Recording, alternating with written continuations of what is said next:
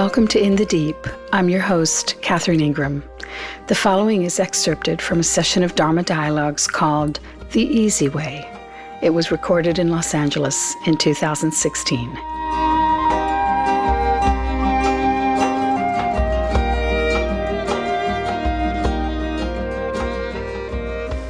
My brother has 9 grandchildren, ages 8 and younger. So when the firstborn came along, she was quite the star of the family. She had 2 sets of grandparents living right near her parents, all in the same neighborhood, and all the rest of the family living nearby as well. So she was doted on incredibly. But pretty soon, her siblings and cousins came along, and she had to, unfortunately for her, share a lot of the limelight, which she had some time adjusting to.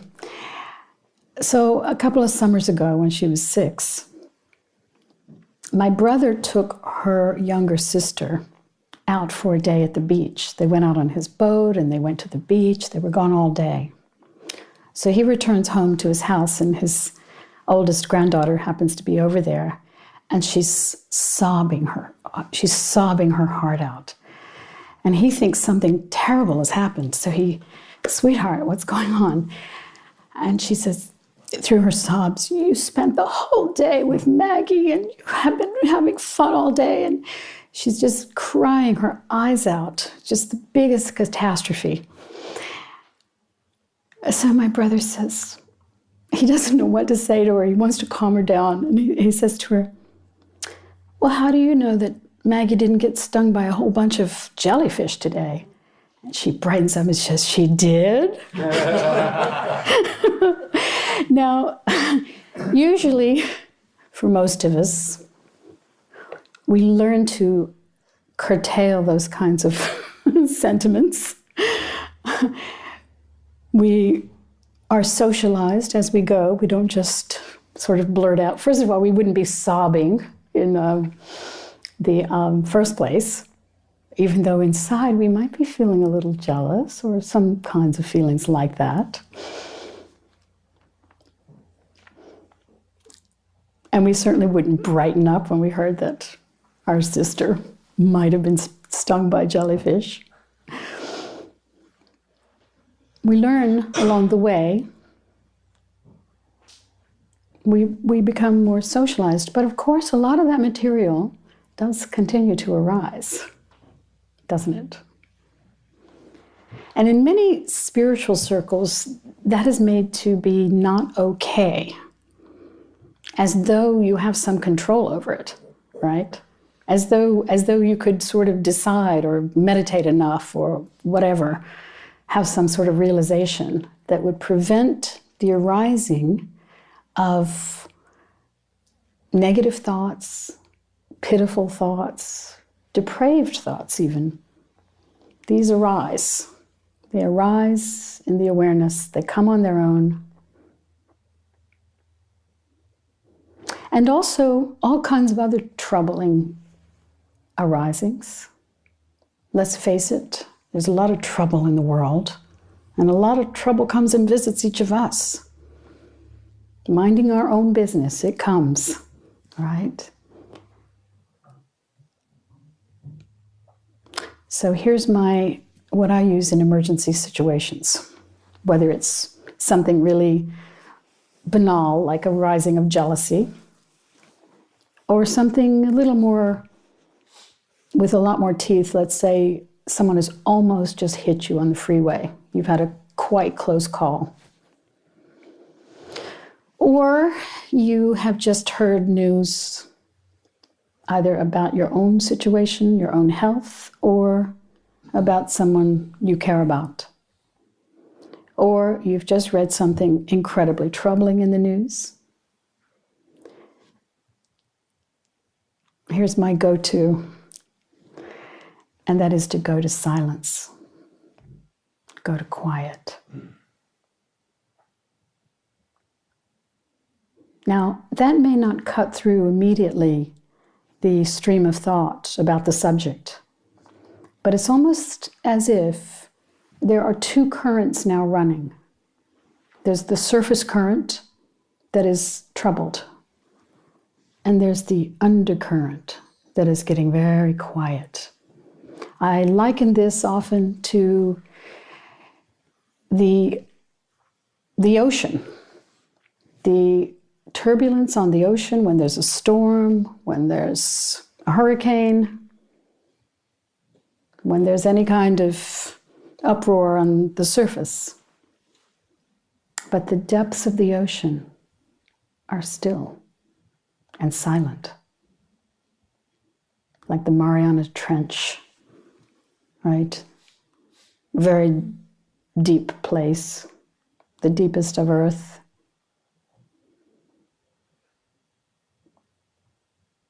One can imagine how very quiet it must be there. Even though there's lots of stuff happening on the surface. And this understanding, this reflection, this switch of attention, go to silence, go to quiet. I apply it a lot. Anytime there's turbulence,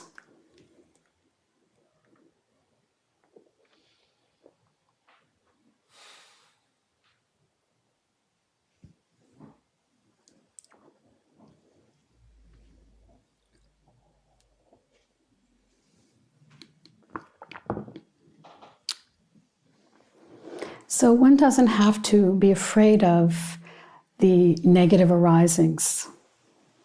In fact, assume they're going to come. I often say, assume the mind is mad. Let's just start there. Assume that difficulty and according to your conditioning, maybe negative interpretations arise a lot, or pettiness, or whatever, doesn't matter. Not very, very few people have a kind of very sweet, completely altruistic mind stream. Very few people. Even the people who are manifesting beautifully with acts of altruism, often if you get to know them and you have really heart-to-heart conversations, you discover they're dealing with the same schmutz that the rest of us are. So don't worry about that. Don't bother trying to purify the content of your mind. It's pretty hopeless. Just don't bother. But rather, notice this silence, this quiet, these depths of yourself that in fact you know well. And let your awareness touch that as frequently as possible in your day, and especially when there is trouble on the line.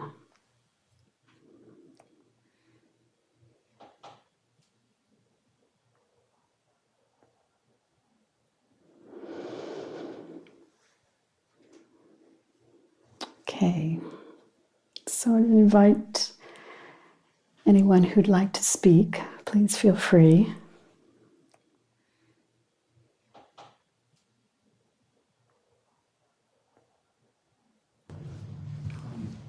Hi. Hi.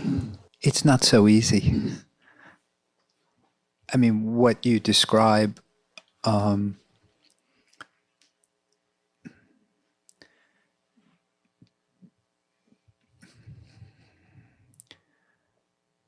to find the silence, to allow yourself to, with all the monkey mind hubbub, to just get in touch with that silence. You make it sound so easy. And it's not that easy. And any thoughts or guidance on your part about how to do it, I know that's contradictory, No, is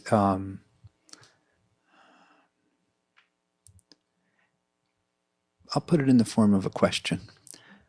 What would you have liked your brother to have said to his granddaughter? Oh, I was fine with what he said. I didn't.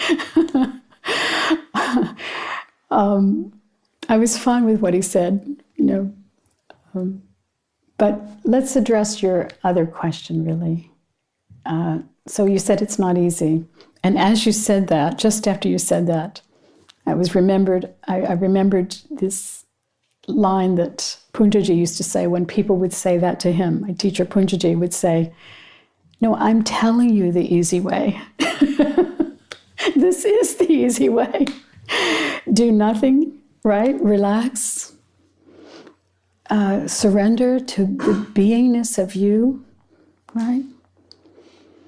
And when you look at it, let's look at it rationally for a moment. Well, actually, always. We're here for a short time. Really a blink, right?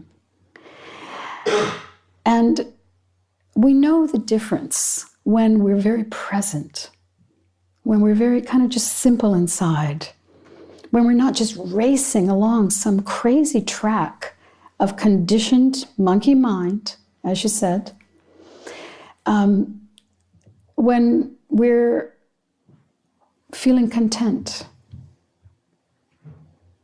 when we're grateful, when we look at what we enjoy in this world, love, the love in our lives, the abundance that we live in. We're in the courtyard of the planet, right? We're like the royals of the planet. And I know people think here in our culture, they compare themselves to the 1% or something, especially in this town. And, and they feel they're just poor. They're barely making it. My house is only worth $1 million, right? So, it's very skewed, and people forget gratitude. It would take a very short time living in a different circumstance before you would be thinking about how easy and wonderful your life is. So all of this by way of saying we get distracted on complete nonsense, on a kind of sort of a what's the word I want? A wheel of desire. And time passes in a weird, fast way, weirdly fast. Like, I noticed that the times of my life where that was the program, they're like a blur.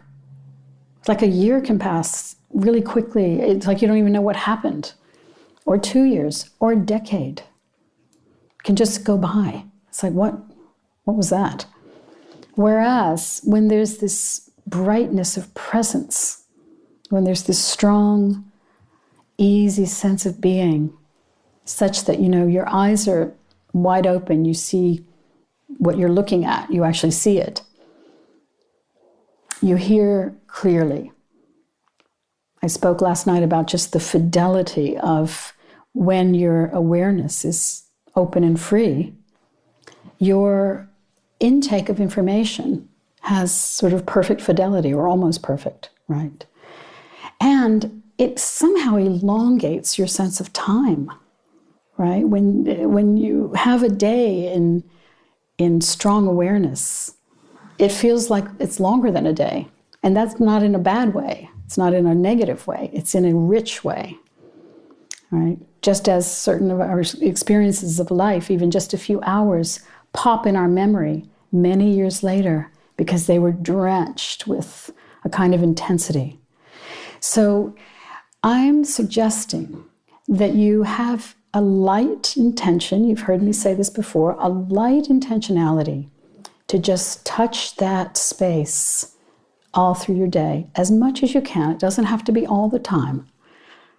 Just often. Is this instead of, or your version of a meditation practice? Yes, it's my version of a very relaxed, it can be done in the grocery line, in traffic, on the telephone, right? Even watching television. It's the spaces between the notes. Yes, as exactly. John Yes. Cage would have talked about. Yes, exactly that. The spaces between the notes or the silence around the music. Yeah, yes. And do you then not have or recommend that people do not have a daily practice? No, I don't say not to, of course. If whatever is helping you touch that stone of, your touchstone, by all means, right? It doesn't have to be that, is my point. It doesn't have to be that. If that does help you, well and good, wonderful. But a lot of times people are in circumstances all through the day that it's very useful to just dip in, go to silence, go to quiet. I'll share with you something I do, because I do try to do what you're talking about, Yeah. especially when I'm dealing with my 12-year-old when she doesn't want to do her homework. In my meditation practice, I've developed a habit of putting my tongue onto touching the roof of my mouth with my tongue while I practice. And during the day, waiting on a line in the grocery store or driving or dealing with some annoying person, I find, this has taken a long time to develop, that if I put my tongue to the tip to my upper palate, I can go into that, what you're referring to as a quiet zone, right, so to speak, and it gets me in touch with that, and then I can then deal with what's happening in a more controlled and peaceful way. Yeah. And it's worked well for me. I'm just sharing that. Beautiful. I don't know if you have your own methodology or technology. I'm telling you my methodology tonight. I simply say, go to quiet. And you actually say that yourself. It's a thought that arises. Right, it's a thought that arises. Say it out loud, but I just switch the attention. It's just right. So I apply it often because there's a lot of troubling information that floats around. Yes. And I feel because I watch, I pay attention to the news. It's just part of my conditioning. It's just part of my makeup. I'm not suggesting people do it. But I happen to be someone who does pay attention to the news. And I've even been studying climate science for 2 years, which I totally don't recommend. But anyway, so there's a lot of very troubling news that I'm privy to. And, a lot of times it will cause the arisal of scary feelings of dread, feelings of foreboding, feelings of depression. And I'm quite hyper aware if that starts to get strong, to go to silence, to go to quiet, to stop letting the story kind of take over. So in these ways, right? One just, I call it mind management. You're directing your attention very lightly. It doesn't take a big yanking. You just lightly redirect it. And even if there's some residue, there's a little residue that comes of nervousness or a little bodily chemistry that arises, it's okay. One isn't bothered by that. You know that it's passing and that it was part of the process. So I hope everyone is hearing that we're not speaking about some level of attainment that you're going to land on and be forever free, right? I've often likened it as like, the old space movies where, you're zooming along in space and then they hit what was called warp speed. I don't know if it has any basis in reality, but then suddenly everything goes. And that's how I think people imagine some idea of something called enlightenment, which I don't know what that is, but I think that's how they imagine it, that it's just, you're going along, you're trying, and then you hit warp speed. But I doubt it's like that. I think it's more like you're dealing with the stuff as it arises, right? You just handle it as you go. And mostly you can, if this appeals to you, you can spend a lot of your precious life in this kind of strong, bright sense of presence. It's not far away, it's right here. We overlook it, right? I said, I don't know whether it was last week or the week before, I often look at things from the perspective of my deathbed. And from the perspective of your deathbed, every boring moment you had during your life is going to look pretty good, right?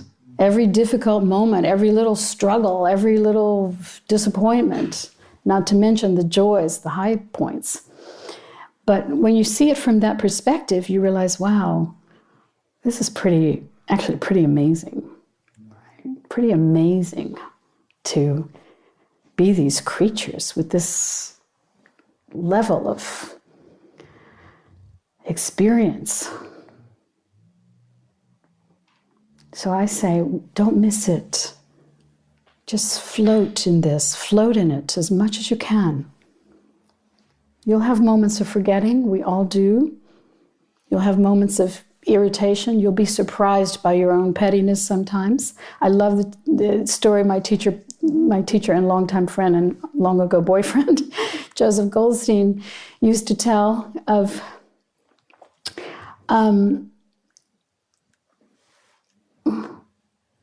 he had been in a month-long retreat, and he came after the month. Nobody had seen him during the month. People were putting his food outside of his door. He finally came out after a month, and he walks into the staff dining room, and everyone said, "Wow, you're here. God, how was it?" And he shook his head and he said, "The mind has no pride." The mind, it's just wild, So let it be as it is. You don't have to fight. Let it be. Some people are very lucky with their conditioning. They had fabulous parents. Wonderful, smart, wise, loving people, right? And they were genetically blessed as well. There's a few of those on the planet. I have rarely met any of them. Very few of these in the world. Most of us, it's been a rough and tumble ride, right? We're lucky to have survived it. And okay, there's conditioning that comes with that. I said last week or the week before, in my own case, I have a lot of anxiety conditioning.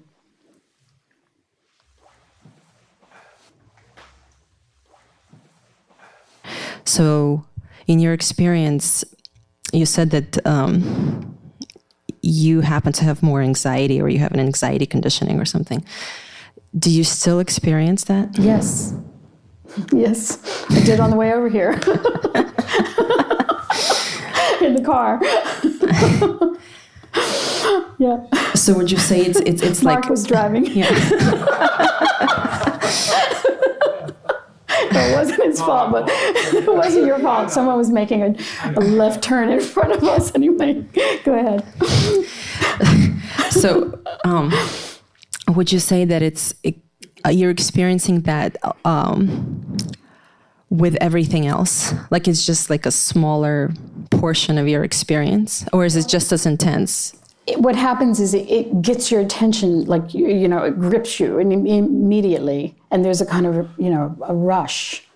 Like, ooh, that was close, And then there's a little mini aftermath of just, But what doesn't happen is a whole big story about, oh, they shouldn't have been turning right in front of us and blah, blah, blah. You know, all that is irrelevant and unnecessary suffering. I don't bother with that. And then there's a go to quiet that just comes over me as my default position. So I don't mind that those things happen. I expect them because of the conditioning. Right? Some people are, I've noticed sometimes being with people who are just chilled out a lot, you know, that they don't react heavily, you know, it's like, wow, that must be nice. Yeah. But, you know, but I do have, because of my childhood, which was, you know, tough. So, you know, it's, I manage it. You know, I don't expect to eradicate it, or that would have happened long ago. Because I tried. You know, but I then gave up this whole project of trying to do anything about this creature but let her be, right? And just, you know, in a very gentle way, live with myself as is. You know, it's like you take the delivery as is. Yeah. You know? I know. You know, yeah. It's so when you have that kindness to your own self, it allows you to really let people be as they are as well. And it doesn't mean that you have to hang out with everybody, but that you see, you know, there's one of each of us, and they're doing them, and you're doing you. Not even doing you. You're not doing you. You're just manifesting. You know, this is just a manifestation that you are. Yeah. Sometimes there's still that little hope that maybe one day maybe it will go somebody away. else. I mean, that's really ultimately what people, that's really if you take it to its rational conclusion, they want to be somehow somebody else. But not really, right? It's actually okay to be you.